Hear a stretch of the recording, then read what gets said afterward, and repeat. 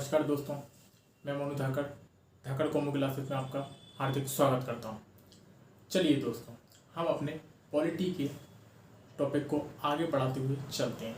हमने last class में पढ़ लिया जो अपना पार्लियामेंट्री सुधार आया था, हमने उसके बारे में पूरी चर्चा कर ली थी। आज हम बात करते हैं उसके अगले सुधार की तरफ कि ब्रिटेन ने या फिर ब्रिटिश सरकार ने हमारे लिए क्या क्या सुधार किए या फिर किस प्रकार से संवैधानिक विकास का दौर चल रहा था। आज हम बात करते हैं 1919 के भारत शासन अधिनियम के बारे में, क्योंकि 1909 के बाद 1919 का भारत शासन अधिनियम ही आया था।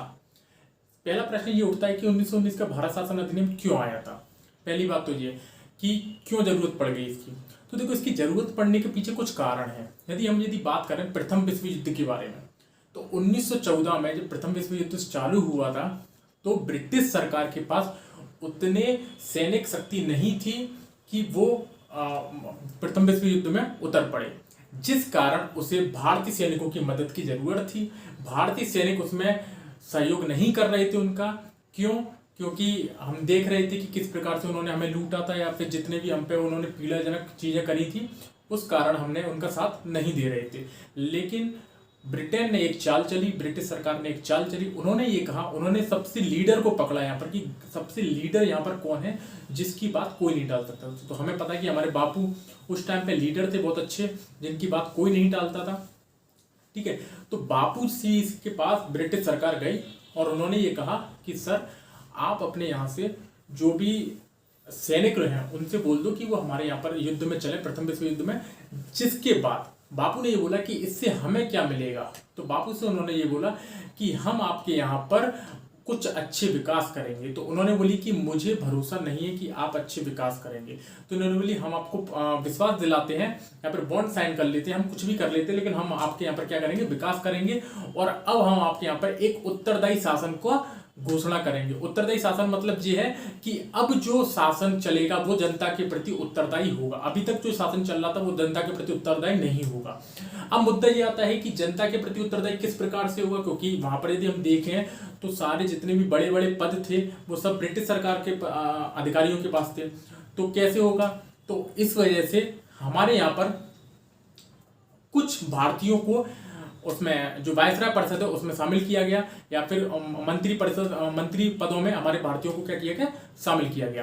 तो 1914 में जब ये बात की गई थी तो उसकी प्रॉमिस कर दिया था। इसीलिए हम बात करें कि गांधी को इसलिए सार्जेंट कहा जाता है। सार्जेंट क्यों कहा जाता है? सार्जेंट का मतलब होता है सेना में भर्ती कराने वाला, तो इसीलिए गांधी को सार्जेंट कहा जाता है। तो ये बात हमने यहाँ पर जानी।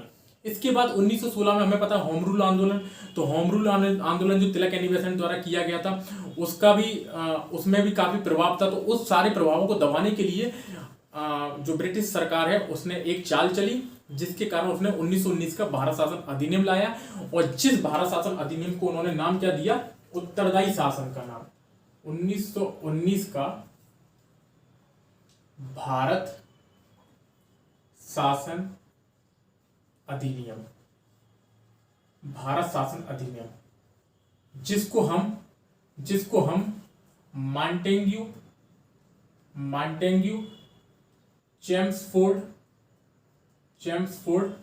सुधार के नाम से भी जानते हैं। मॉन्टेग्यू चेम्सफोर्ड सुधार के नाम से भी जानते हैं। तो ये 1919 का भारत शासन अधिनियम था, जिसे उत्तरदायी शासन की भी संज्ञा दी गई। जिसे उत्तरदायी शासन की संज्ञा दी गई। उत्तरदायी शासन मतलब अब जो सरकार है उसमें कुछ ऐसे मंत्री किए जाएंगे, कुछ भारतीय मंत्री नियुक्त किए जाएंगे जो वहां के विधानमंडल के प्रति उत्तरदायी होगा। वही विधानमंडल जो जनता के द्वारा निर्वाचित होता है, हमें पता है। तो उसी में कुछ भारतीय मंत्री चुने जाएंगे और कुछ ऐसे सब्जेक्ट दिए जाएंगे जिनके प्रति वो उत्तरदायी होंगे। ऐसा नहीं कि सारे सब्जेक्ट दे दिए गए, नहीं, कुछ सब्जेक्ट अपने पास रखे, कुछ सब्जेक्ट ऐसे दे दिए गए जिसके प्रति वो उत्तरदायी, उनकी जवाबदेही बनी रही। तो ये सारी बातें इस वाले हमें एक्ट में पढ़ना है। तो उत्तरदायी शासन के बारे में हमें पता है कि अब बात करते हैं कि इसमें प्रमुख विशेषता क्या थी। इसकी एक्ट की प्रमुख विशेषता क्या है, विशेषता के बारे में हम जानते हैं। तो सबसे पहली जो इसकी विशेषता है, वायसराय की काउंसिल में जो मंत्री पद थे, वायसराय की जो काउंसिल में जो मंत्री पद थे मंत्री पद थे। कितनी काउंसिल में? 8 सदस्य थे। अब 8 सदस्य में 3 मंत्री केवल और केवल भारतीय होंगे। 3 मंत्री केवल क्या होंगे? भारतीय होंगे। तो 8 सदस्य में से अब 3 मंत्री क्या होंगे? भारतीय होंगे। और उनके पास कौन कौन से मंत्रालय होंगे? तो स्वास्थ्य का मंत्रालय होगा, शिक्षा का मंत्रालय होगा, उद्योग का मंत्रालय होगा। ये सारे कुछ प्रमुख मंत्रालय थे जो कि इनको दे दिए गए। मतलब बात करें स्थानीय स्वशासन का भी दे दिया गया, स्थानीय स्वशासन का भी इनको क्या दे दिया गया? भार प्रदान कर दिया गया। तो इनका क्या बना दिया गया? मंत्री बना दिया गया। पहली प्रमुख विशेषता इसमें यही थी कि वायसराय की काउंसिल जो कि 8 सदस्य थे उसमें तब 3 मंत्री बना दिए गए। कौन? भारतीय मंत्री। ये इसमें पहला एक बात थी। अब हम इसके बारे में थोड़ा सा आगे चलते हैं।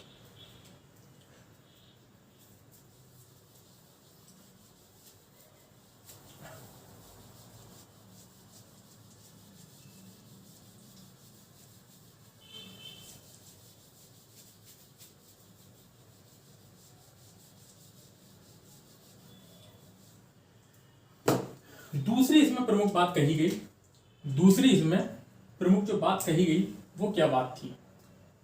इसमें दूसरी प्रमुख विशेषता, प्रांतों में द्वैध शासन लागू कर दिया गया। क्या? प्रांतों में द्वैध शासन लागू कर दिया गया। अब प्रांतों में द्वैध शासन किस प्रकार से लागू किया गया वो देखना जरा, कि प्रांतों में द्वैध शासन लागू कर दिया गया मतलब यह है कि केंद्र के विषय तो कुछ अलग कर दिए गए। केंद्रीय जो विधान परिषद के जो विषय थे, ध्यान से समझना, केंद्रीय विधान परिषद के जो कुछ विषय थे वो तो अलग कर ही दिए गए। सेंट्रल के जो विषय थे वो तो अलग कर ही दिए गए। प्रांतों को अलग कर दिया गया, प्रांतों के विषय को अलग कर दिया गया। और प्रांतों के कुछ विषय को क्या क्या कर दिया गया? अलग अलग कर दिया गया। तो प्रांतों में द्वैध शासन लागू कर दिया गया। मतलब जो है केंद्र के कुछ स्थायी विषय थे, जैसे रक्षा मामले हो गए, वित्त के मामले हो गए, विदेशी मामले हो गए, ये केंद्र के पास रख दिए गए। अब प्रांतों के पास कुछ मामले थे तो उनमें से भी बांट दिया गया, द्वैध शासन लागू कर दिया गया। और प्रांतों में द्वैध शासन लागू कर दिया गया तो एक में प्रांतों में 2 बांट दिए गए। तो एक तो होता था गवर्नर और उसकी जो काउंसिल होती थी, यहां पर बोलते हैं गवर्नर चैम्बर्स के जो सदस्य होते थे, गवर्नर चैम्बर्स के जो सदस्य होते थे। और एक तरफ होते थे गवर्नर प्लस भारतीय मंत्री, गवर्नर प्लस भारतीय मंत्री।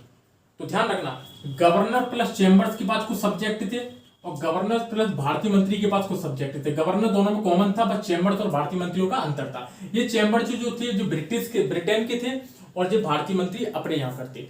तो ये जो था, इनके पास जो विषय थे उनको कहा गया हस्तांतरित विषय। और इनके पास जो सब्जेक्ट थे उनको कहा गया आरक्षित विषय। और इनके पास कौन कौन से विषय रह गए थे? तो एक तरीके से देखो, रक्षा के मामले हो गए थे, राजस्व के मामले हो गए थे, वित्त के मामले हो गए थे, पुलिस के मामले हो गए थे। ये सारे मामले इन्होंने अपने पास आरक्षित कर लिए।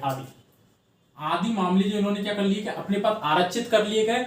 और इनके द्वारा इनमें किया गया कोई भी कार्य, इनसे किया गया कोई भी कार्य किसी के प्रति कोई उत्तरदायी नहीं था। मतलब कहने का मतलब यह है कि ये जो संस्था थी ये इसके प्रति बिल्कुल उत्तरदायी नहीं थी, लेकिन ये जो संस्था थी ये उत्तरदायी थी। इसके पास कौन कौन से सब्जेक्ट थे? तो हम बात कर लेते, शिक्षा के सब्जेक्ट इसी के पास थे, स्वास्थ्य के सब्जेक्ट इसी के पास थे, ठीक है, और उद्योग के सब्जेक्ट इसी के पास थे, स्थानीय स्वशासन के विषय इसी के पास थे, स्थानीय स्वशासन के विषय भी इसी के पास थे। तो ये कुछ विषय थे जो इनके पास थे। तो इस प्रकार से प्रांतों में द्वैध शासन लागू किया गया। तो कुछ इनके पास रिजर्व सब्जेक्ट थे, कुछ इन्होंने हस्तांतरित कर दिए गए थे। और ये क्या था? उत्तरदायी शासन था। ये क्या था? उत्तरदायी थे। इनके उत्तरदायी थे, ये उत्तरदायी नहीं थे, ठीक है। तो इसको अपन कह सकते हैं एक तरीके से ये गैर उत्तरदायी थे, ये। और ये क्या थे? तो ये उत्तरदायी थे। ये क्या थे, उत्तरदायी थे। ये हमने इसमें बात करी, ठीक है। तो ये समझ में आया होगा। इसके बाद हम आगे चलते हैं, ठीक है। ये प्रमुख इसकी विशेषता है कि प्रांतों में द्वैध शासन लागू कर दिया गया। और बात करें कि द्वैध शासन का जनक किसको कहा जाता है, द्वैध शासन का जनक किसको कहा जाता है, तो ये याद रख लेना थोड़ा सा, कभी कभी आ जाता है, लियो कार्टस को, लियो कार्टेस को, लियो कार्टेस को द्वैध शासन का जनक कहा जाता है, ठीक है। अब हम बात करते हैं तीसरा सब्जेक्ट, तीसरा पॉइंट क्या है इसमें, तो तीसरा पॉइंट इसमें मुख्य रूप से यह है कि इसमें केंद्र में द्विसदनात्मक व्यवस्था शुरू कर दी गई, केंद्र में द्विसदनात्मक व्यवस्था शुरू कर दी गई। आईएमपी प्रश्न, आईएमपी फैक्ट, केंद्र में द्विसदनात्मक व्यवस्था प्रारंभ की गई। ध्यान रखना, मेंस में जब हम लिखते हैं तो हमें पता है कि किस प्रकार से लिखते हैं, डायग्राम बना लेना, यहां पे लिख देना 1919 का भारत शासन अधिनियम और अपने मुख्यतः पॉइंट बता देना कि क्या पॉइंट थे, ठीक है।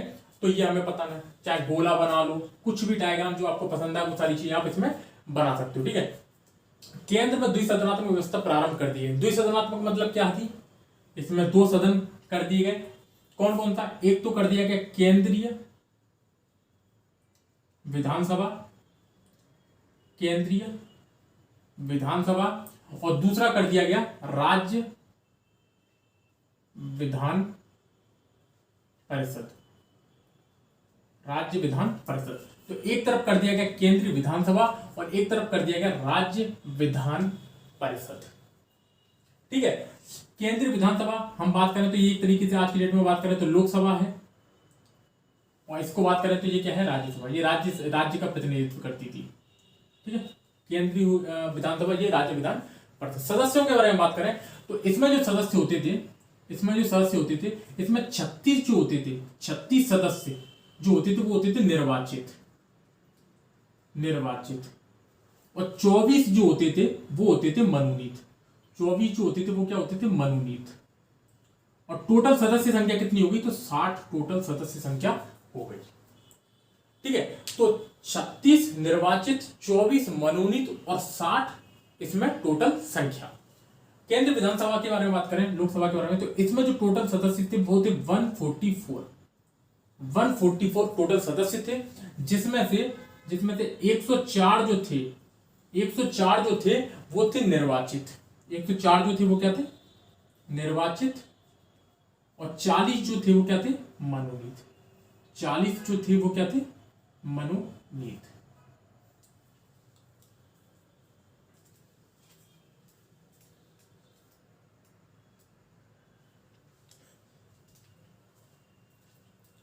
ठीक है। तो 104 निर्वाचित हो गए, 40 इसमें मनोनीत हो गए, टोटल सदस्य कितने हो गए, 144। इनके सदस्यों का जो कार्यकाल था ये था कितना, 3 वर्ष। इनके सदस्यों का जो कार्यकाल था वो था 3 वर्ष, और इनके सदस्यों का जो कार्यकाल था वो कितना था, 5 वर्ष। 5 वर्ष। इन दोनों की शक्तियां समान थी। इन दोनों की शक्तियां क्या थी, समान थी। केंद्रीय विधानसभा हो गई या फिर राज्य विधान परिषद हो गई, दोनों की शक्तियां समान थी। लेकिन बजट संबंधी जो मामले थे वो केवल और केवल केंद्रीय विधानसभा में ही दिए जाते थे। यदि हम आज के बारे में बात करें तो आज भी बजट के मामले में केवल और केवल लोकसभा पर पावर है, राज्यसभा पर कोई पावर नहीं है। जो पिछली बार यूपीएससी में प्रश्न आ चुका था कि ऐसा कौन सी चीज है जो जिसमें लोकसभा और राज्यसभा की पावर समान नहीं है, बाकी सब में समान है। बस एक यही है बजट का मामला जिसमें केंद्रीय विधानसभा ज्यादा पावरफुल है या फिर लोकसभा ज्यादा पावरफुल है। इसको हम निम्न सदन भी कहते हैं, इसको हम निम्न सदन भी कहते हैं, और इसको हम उच्च सदन भी कहते हैं। इसको हम क्या कहते हैं, उच्च सदन भी कहते हैं। तो ये कुछ इसके बारे में क्या थी, बात थी। तो बजट संबंधी जो मामले थे वो केवल लोकसभा में आते थे। इस एक्ट की और महत्वपूर्ण विशेषता जानते हैं अपन, आगे चलते हैं थोड़ा सा।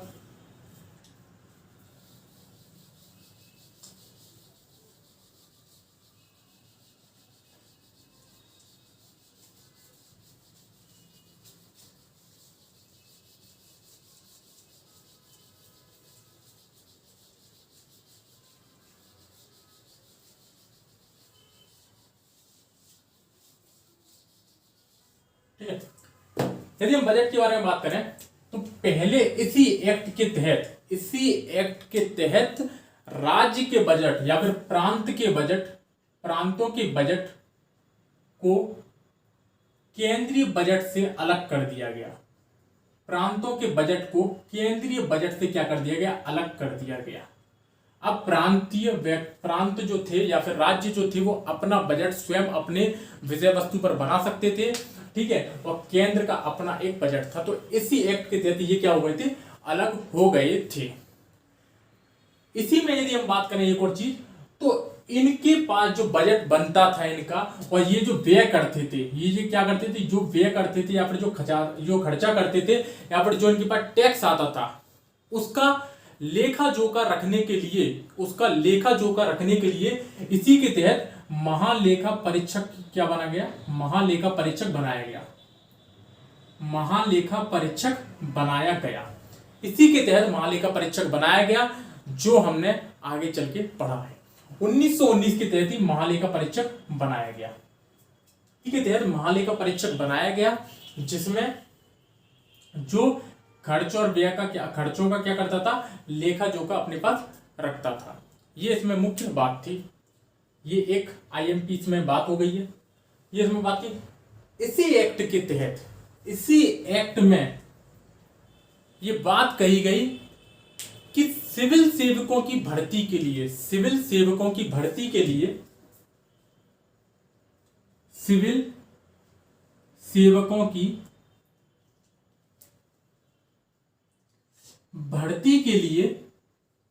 कोई किसी आयोग का गठन किया जाए या फिर लोक सेवा आयोग का गठन किया जाए। इसी एक्ट में ये बात कही गई कि लोक सेवा आयोग का गठन किया जाए। लोक सेवा आयोग का गठन किया गया, जिससे सिविल सेवकों की क्या हो पाए, भर्ती हो पाए।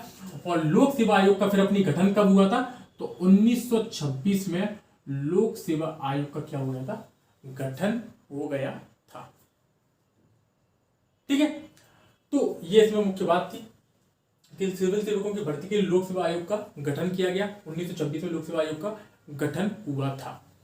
इसी एक्ट में एक और बात कही गई, जिसमें जब हम बात करें कि 1909 के एक्ट में पृथक निर्वाचन पद्धति मुस्लिमों के लिए कर दी गई थी, और इस एक्ट में बढ़ाकर इसको सिखों,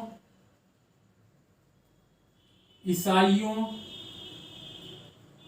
यूरोपियों के लिए इसमें क्या कर दिया गया, आदि के लिए पृथक निर्वाचन पद्धति लागू कर दी गई।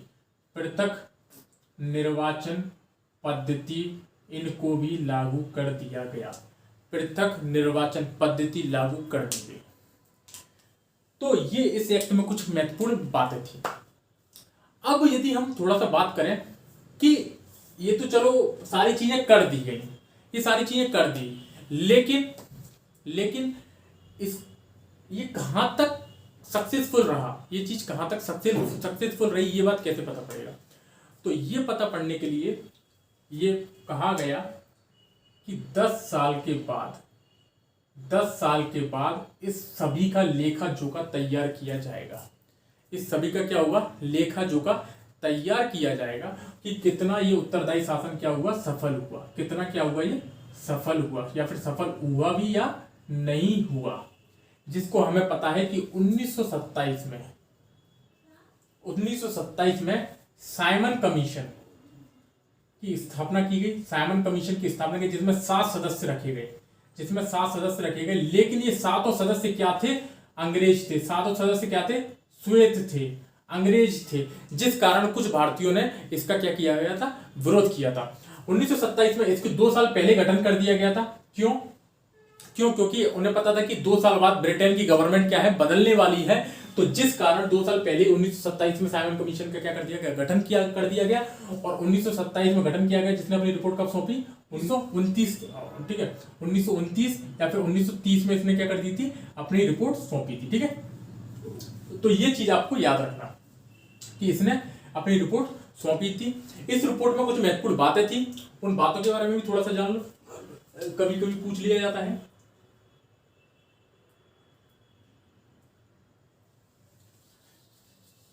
कि इन्होंने अपनी, साइमन कमीशन ने अपनी क्या सलाह दी। तो वो देख लो जरा साइमन कमीशन ने क्या सलाह दी। तो साइमन कमीशन ने कुछ सलाह दी थी, उसके बारे में देख लो। पहला इसमें ये बोला गया कि प्रांतों में जो द्वैध शासन है उसको तो कर दिया जाए समाप्त। राज्य सरकारों का कर दिया जाए विस्तार। राज्य सरकारों का क्या कर दिया जाए? विस्तार कर दिया जाए। राज्य सरकारों का क्या कर दिया जाए? विस्तार कर दिया गया। ठीक है। सशक्त संघ की स्थापना कर दी जाए। सशक्त संघ की क्या कर दिया? स्थापना कर दी जाए। और चौथा एक बात कही गई थी इसमें कि जो पृथक निर्वाचन पद्धति है, जो सांप्रदायिक जो निर्वाचन पद्धति है उसको जारी रखा जाए। उसको क्या रखा जाए? जारी रखा जाए। ये सारी बातें इसमें प्रमुख कही थी। पूछ लिया जाता है कि साइमन कमीशन ने अपनी रिपोर्ट में क्या क्या सौंपा, तो ये चीजें हमें पता होना चाहिए। तो 1919 के भारत शासन अधिनियम, जिसको मांटेग्यू-चेम्सफोर्ड सुधार के नाम से भी जाना जाता है, इसमें हमारे जो मांटेग्यू थे वो भारत सचिव थे और जो चेम्सफोर्ड थे वो हमारे वायसराय थे। उन्होंने कुछ सुधार किया। ठीक है। तो ये सारी बातें मैंने आपको समझाने का प्रयास किया 1919 के भारत शासन अधिनियम के बारे में। और जो भी डाउट हो तो आप मेरे से पूछ लेना। और यदि वीडियो पसंद आए तो लाइक, शेयर और सब्सक्राइब जरूर करना। फिर मिलेंगे नई वीडियो के साथ। धन्यवाद।